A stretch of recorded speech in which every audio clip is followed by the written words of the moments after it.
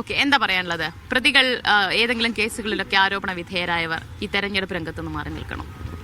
അതായത് ഈ പറഞ്ഞ പോലെ തന്നെ നമുക്കിപ്പോൾ ഏതൊരു വ്യക്തിനോടും ആരോപണം പറയാം. എനിക്കിപ്പോൾ ഉദാഹരണത്തിന് ഇവള് വേണമെങ്കിൽ ഒരു ആരോപണം പറയാം. അങ്ങനെ ഏതൊരു വ്യക്തിക്ക് വേണമെങ്കിലും ഇപ്പോൾ ആരോപണം പറയാൻ പറ്റുന്നൊരു ഇതിലാണ് നമ്മൾ നിൽക്കുന്നത്. ആ സമയത്ത് ആരോപണങ്ങളല്ല, സത്യം വരട്ടെ, അതിന് നമ്മളെല്ലാവരും കാത്തിരിക്കാൻ കേരളക്കാർക്ക് മടിയൊന്നുമില്ലല്ലോ. എല്ലാ കേസുകളും നമ്മൾ എത്ര വർഷത്തോളം കാത്തിരിക്കുന്നത്. ഇപ്പോൾ രാഹുൽ മാങ്കൂട്ടത്തിൻ്റെ വിഷയം പറഞ്ഞാൽ ഒരു ശക്തമായ ഇത് വന്നുകൊണ്ടിരിക്കുന്നത്. അപ്പോൾ രാഹുൽ മാങ്കൂട്ടത്തിന് എത്രയും പെട്ടെന്ന് മാറ്റി നിർത്തേണ്ടത് സംഘടനയായിട്ടും പൊതുസമൂഹമായിട്ടും ചെയ്യേണ്ട ഒരു കാര്യമാണ്.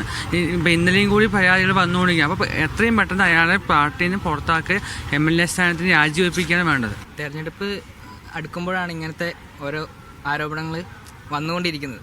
കാലങ്ങളായി ഇങ്ങനെ കണ്ടുകൊണ്ടിരിക്കുന്നതാണല്ലോ. അത് സത്യം പുറത്ത് വരുമ്പോൾ അവർ മാറി നിൽക്കണം. അത് ഇപ്പോൾ അവർ കുറ്റം ചെയ്തിട്ടുണ്ടെങ്കിൽ ഇപ്പോൾ അവരുടെ മനസ്സിൽ തന്നെ ഒരു ഇതുണ്ടാവുമല്ലോ, ഇങ്ങനെ കുറ്റം ചെയ്തിട്ടുണ്ടല്ലോ. അങ്ങനെ ചെയ്യാത്തവർ മത്സരിക്കട്ടെ, അതുവരെ നമുക്ക് കാത്തിരിക്കാം. അതായത് കേസ് നടന്നുകൊണ്ടിരിക്കട്ടെ. അതായത് മുഖ്യമന്ത്രി അടക്കമുള്ളവർ മസാല ബോണ്ട് കേസിൽ പെട്ടിരിക്കുകയാണ്. അങ്ങനെയാണെങ്കിൽ അടുത്ത നിയമസഭ ഇലക്ഷനിൽ അവർക്ക് നിൽക്കാൻ പറ്റില്ലല്ലോ. അപ്പോൾ കേസ് നടന്നുകൊണ്ടിരിക്കട്ടെ, അതിനുശേഷം ബാക്കി പറയാൻ പറ്റുമോ? ശരി, എന്താ അഭിപ്രായം? ആരോപണ വിധേയർ മാറി നിൽക്കണം, അതോ അവർ മത്സരിച്ചോട്ടെ എന്നാണ്? ആരോപണം, അതായത് ആരോപിക്കപ്പെട്ട് കഴിഞ്ഞു. എങ്ങനെ പോയാലും ജനങ്ങൾക്കാണ് ഇവിടെ ഏറ്റവും കൂടുതൽ പ്രാധാന്യമുള്ളത്. അതെ, ജനാധിപത്യ രാജ്യമാണല്ലോ, തീർച്ചയായിട്ടും.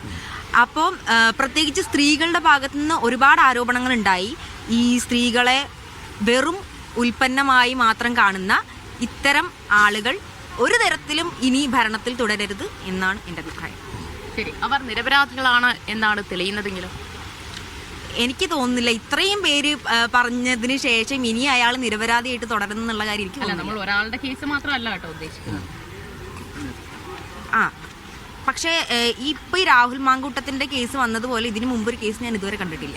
അപ്പൊ എന്തായാലും രാഹുൽ മാങ്കൂട്ടത്തിന്റെ കാര്യത്തിൽ അയാൾ ഇനി നിരപരാധിയായിട്ട് പോകും എന്ന് എനിക്ക് തോന്നുന്നില്ല. വെറും ആരോപണങ്ങൾ കൊണ്ട് മാത്രം ഒരാളെ മാറ്റി നിർത്തേണ്ട ആവശ്യമില്ല എന്ന് തന്നെയാണ് പറയാനുള്ളത്. അതിലുപരി ഇപ്പോൾ നമുക്ക് പറയാം, ഭരണപക്ഷത്തുള്ള എത്രയോ ആൾക്കാർ ഇപ്പോൾ ജയിലിലേക്ക് പൊക്കോണ്ടിരിക്കുകയാണ്. അപ്പോൾ ഇതൊക്കെ ഇതിൻ്റെ ഒരു ഇതിൽ വരുന്നതല്ലേ. അതന്നെയാ, ഇപ്പോൾ ഇലക്ഷൻ അടുക്കണ സമയത്താണല്ലോ ഓരോ കേസുകളായിട്ട് വരുന്നത്. അപ്പോൾ ഈ പണ്ട് ചെയ്തത് ഇപ്പോൾ കൊണ്ടുവരുന്നത് അത്ര നല്ല കാര്യമല്ലല്ലോ. അപ്പോൾ തെളിഞ്ഞിട്ടാണ് അവർ നിൽക്കണോ വേണ്ടയോ അല്ലെങ്കിൽ ഇറങ്ങണോ എന്നുള്ളത് തീരുമാനിക്കുന്നത്. അതുവരെ അവർക്ക് തുടരാം. എന്താ വെച്ചാൽ ഈ കുറ്റാരോപിതർ മത്സരിക്കാൻ പാടുണ്ടോ എന്നുള്ള ചോദ്യത്തിന് തന്നെ പ്രസക്തി വരുന്നത് ഈ കുറ്റാരോപിതർ മത്സരിക്കുമ്പോൾ വലിയ രീതിയിൽ ആരൊക്കെ അവരെ ഭയക്കുന്നുണ്ട് എന്നുള്ളതുകൊണ്ടാണ്. അപ്പോൾ അവരെ ഭയക്കേണ്ട ഒരു ആവശ്യമില്ലേ? നമുക്കറിയാം, കുറ്റാരോപിതർ ആർക്കും ആരെക്കുറിച്ച് എന്ത് വേണമെങ്കിലും പറയാം. അതുള്ളൊരു സ്വാതന്ത്ര്യമുള്ള രാജ്യത്താണ് ജീവിക്കുന്നത്.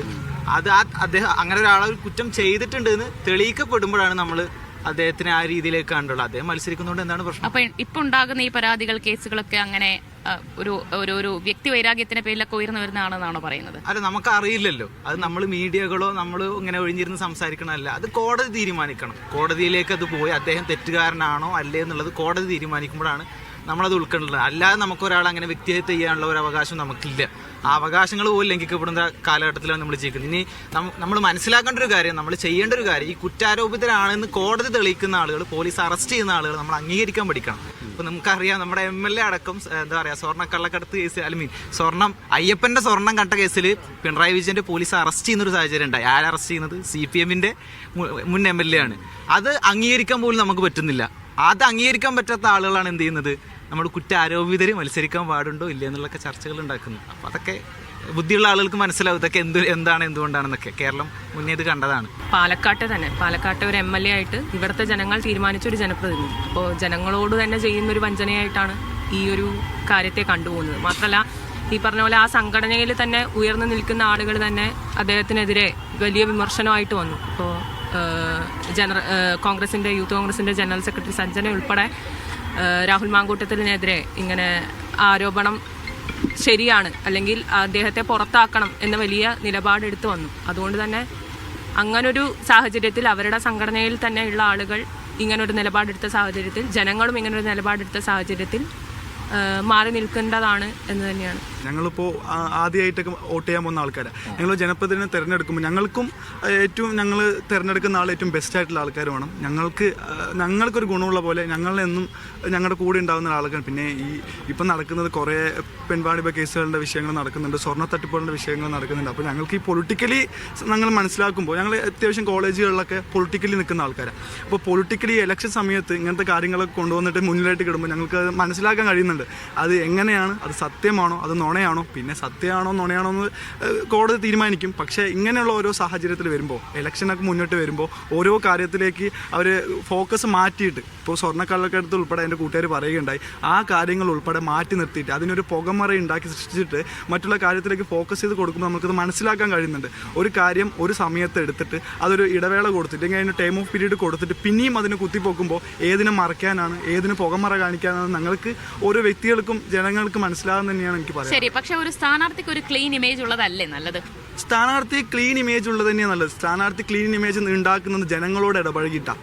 നാളെ ജനപ്രതിനിധികളാകാൻ പോകുന്ന സ്ഥാനാർത്ഥികൾ ക്ലീൻ ആയിരിക്കണം എന്നൊരു അഭിപ്രായമുണ്ടോ? ക്ലീൻ ആയിരിക്കണം, പക്ഷേ ഇപ്പോൾ നടന്നുകൊണ്ടിരിക്കുന്ന വെറും ഒരു കുറ്റാരോപണം മാത്രമാണ്. ആ കുറ്റാരോപണം ഒരു ആരോപണം വെച്ചുകൊണ്ട് നമുക്ക് ഒരാളെയും ജഡ്ജ് ചെയ്യാൻ പറ്റില്ല.